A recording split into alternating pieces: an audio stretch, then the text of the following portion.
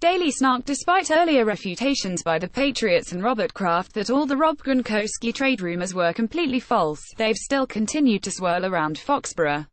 Now, Pro Football Talk's Mike Florio is reporting that the team called around the league trying to arrange a deal for the big tight end as late as 3 days before the draft. Florio indicated that Bill Belichick and Pat's brass were interested in moving up for a potential run at Baker Mayfield, though, great as he is, Gronk might not have been enough, considering that the Browns took Mayfield first overall. It's possible the Patriots were aiming for the second pick and hoping the Browns passed on the Oklahoma signal caller. Mayfield's agent did say the Patriots called and told him to prepare for a surprise if his client was available at 2, but even then a straight-up swap of Gronk for the 2 pick might not have worked. Gronkowski is the best tight end in NFL history.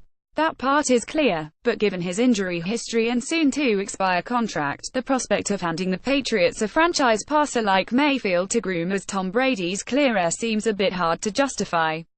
After all, it would be easy for Gronk to simply leave in free agency after 2 years not considering the possibility of a franchise tag, but still while Mayfield stepped seamlessly into the starting role in New England.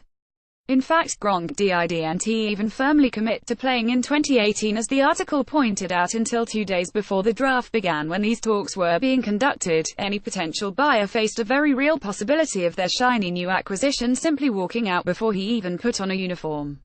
On the Patriots' side of things, it's equally hard to imagine any deal getting done. As non-committal as Gronk has been this offseason, it's hard to blame him, given his current situation. He's still Tom Brady's favorite target and an absolute game-wrecking force over the middle, and when it counts, he's been a model soldier for Bill Belichick and the coaching staff.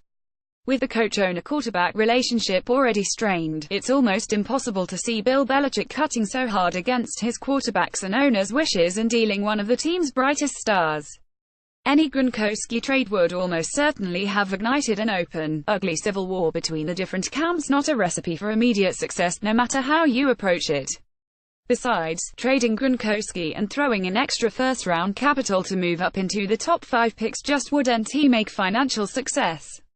Considering Bill Belichick's long and distinguished history of trading down in the draft to accrue extra selections, such a blockbuster move would have been almost the complete antithesis of his historical style. So, while the calls may have been made, it's highly unlikely anything resembling a finished deal was anywhere near completion when Gronkowski committed to playing for the 2018 and talks broke off.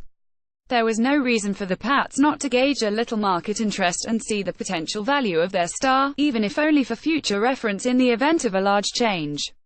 But in the end, it's definitely a good thing nothing concrete ended up happening. With so much noise, it's more important than ever that the players can lock in and block out the distractions to succeed. Like what you read more by me here, and follow me on Twitter at @Aidunstanson.